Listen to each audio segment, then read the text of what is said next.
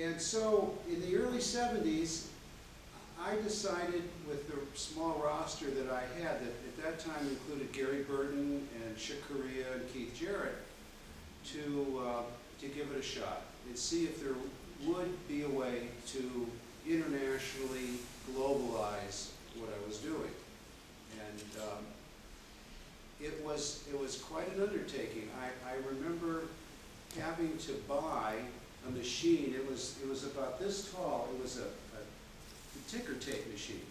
And at that time, if you wanted to communicate internationally, you could send a telegram, or you could go to the expense of buying a ticker tape machine, which was connected to the phone lines, and it was basically how you could create and send your own telegrams and receive telegrams. But that was how crude it was in those days. And this was a machine where if you made a mistake, you were typing, you had to tear it up, throw it in the garbage, and start all over again. But it was with this machine that the door opened up for me globally. And we started sending tours to Europe and to Asia. And then one day, I was on the phone. No, I got a telegram from Japan, and one of the concert producers in Japan asked me if I had something called a fax machine. And I didn't have a fax machine. I didn't even know what it was. So I wrote him back, and I said, well, this sounds interesting. What is it, and how do you get it? So my colleague explained to me what it did, and it seemed to be a lot easier than a teletape machine. So I got a fax machine. And then I remember a few months later talking to a record company executive in Los Angeles who wanted me to send him a copy of a song list that one of our clients had recorded on his new album. And I said, you know, the easiest thing to do is, why don't I fax it to you? He said, what's a fax? And that's where we were at in the late 70s and the early 80s. And then, of course, as time went on, I remember maybe 20 years ago, a British promoter who was doing tours all over the world asking me for my email address. And I said, what's an email? And he explained to me what it was, and I still didn't really understand. And a few years later, the music industry and the rest of us started to shift slowly into emails, and everybody had an email. 6 months ago, I remember someone in my staff coming up to me and they said, you know, we need to start Skyping. And I said, okay, well, I think I know what that is, but kind of, let's fill me in a little bit more on it, because I do something like that with my boys who are in college. So we started Skyping a couple of months ago so that we can actually now talk with a colleague in any country of the world, and we can look at each other on the screen and communicate. And then I remember basically when I started out, I would have to type 4 copies of every contract individually and then mail them out to the concert producer who was engaging one of our clients. And that would have to come back through the mail. Then it would have to go to the manager, and then it would have to come back to us, then it would have to go back to the producer. Well, now, I think if we really, sometimes when we're pressed for time, we'll create a contract electronically, we'll embed it into an email, we send it to overseas, they sign the contract, then they scan it in their scanner, they send it back to us in an email.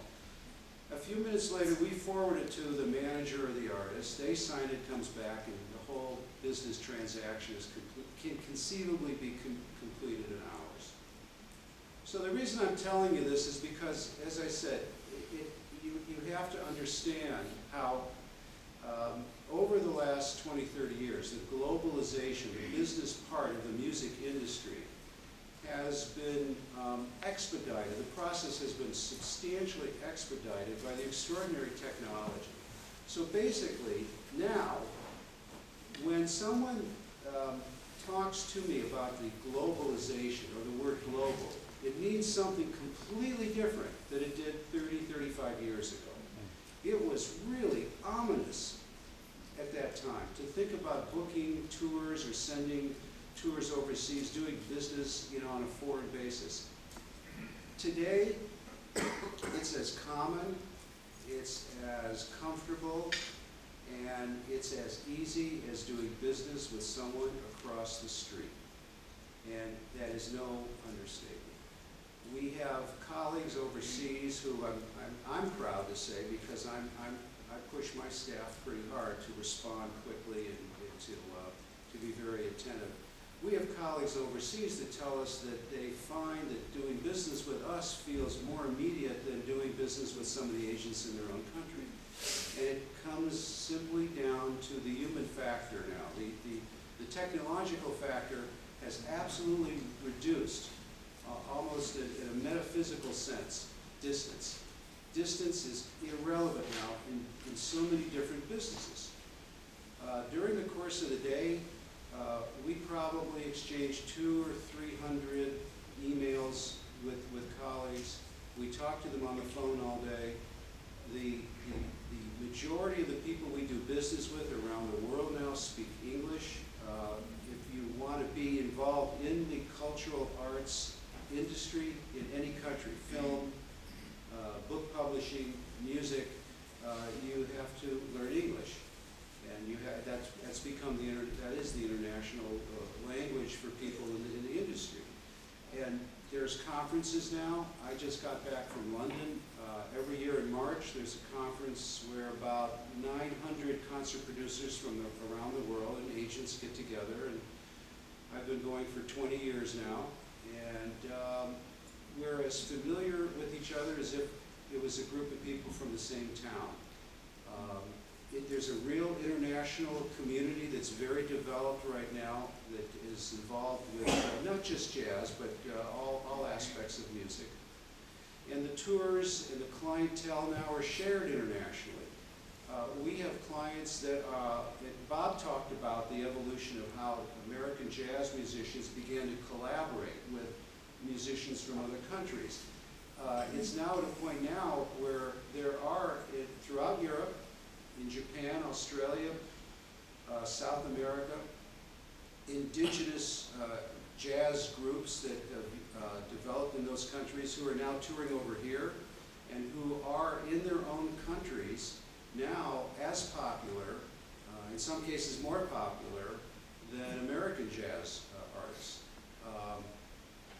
The upside of that is that is demonstrating the increased popularity and globalization of this music form, to the extent that on the local level in many of these countries, they're developing and exporting tremendous musicians and groups that are drawing large audiences and having a real impact. In my case, we continue to find a lot of international collaborations. We probably at the moment, I have about 60 clients, and I don't think that any one of my clients currently has a band that consists entirely of U.S. musicians.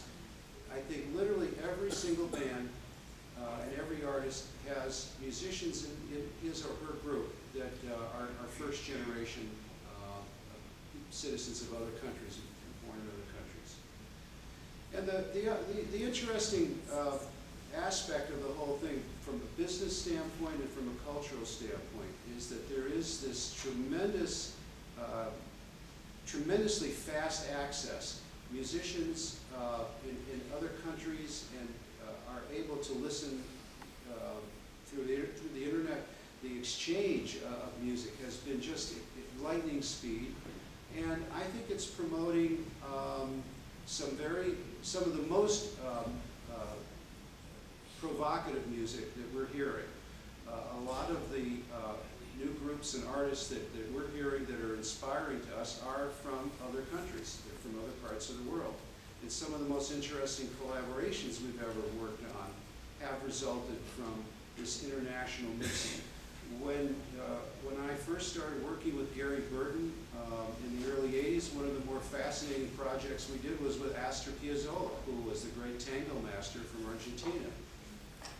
When I first started working with David Grisman, the mandolinist, one of the most inspiring tours that I have ever done was with Stefan Grappelli and David Grisman.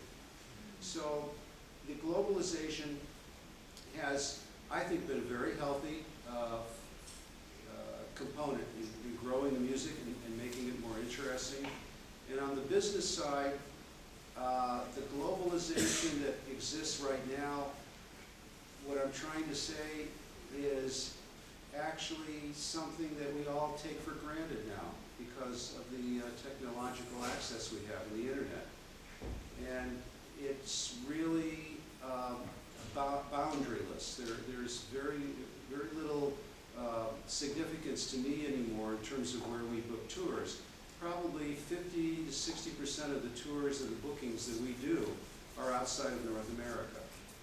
We have agents that have all these different territories, and the consideration that we give a booking to in Japan or Southeast Asia or Australia pretty much involves the same set of factors and complications and issues that doing a booking in Vancouver or Calgary or Seattle or Los Angeles would involve. And it wasn't like that a long time ago, but that's the way it is today. So it truly is, not just for myself, but virtually for everyone in the music industry, whether you're doing live bookings, which is what we do, whether you're doing management, which is what we do, or whether you are selling records. It's really become a much smaller physical proximity from our point of view because of the technology that exists today. The really interesting thing about the jazz segment of the market is, and this alludes to what Barry was saying, there has often been in the other more pop rock areas the need for a lot more promotional and marketing resources to pump an artist, and they were often promoted based on a hit song. The jazz musicians have a completely different appeal because they represent an improvisational component, make it up as you go, don't follow the rules, a very subtle American kind of thing. And I can say from one experience I had in the early 80s in Russia with Gary Burton and Chick Corea, it was articulated to me better than I ever understood it up to that point by Russian musicians who we visited with, who said to us that this music and what these musicians stood for was for them something that gave them great hope, and it kept them going. They would whip out a copy of a Downbeat magazine that had been passed around for 15 or 20 years. That was how precious it was. So I'm very, as a side note, I will say I'm very proud of the entire music idiom, the jazz idiom, because it really has had, on an international basis, and we Americans don't get this all the time, it has really had a strong influence on the more adventurous thinking, more creative, more politically restless people around the world, and it's been very significant to them. Thank you.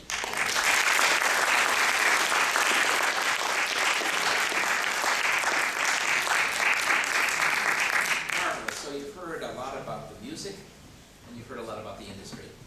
Let's take about a 10-minute break and come back, and we'll have a lot of time for some questions and answers.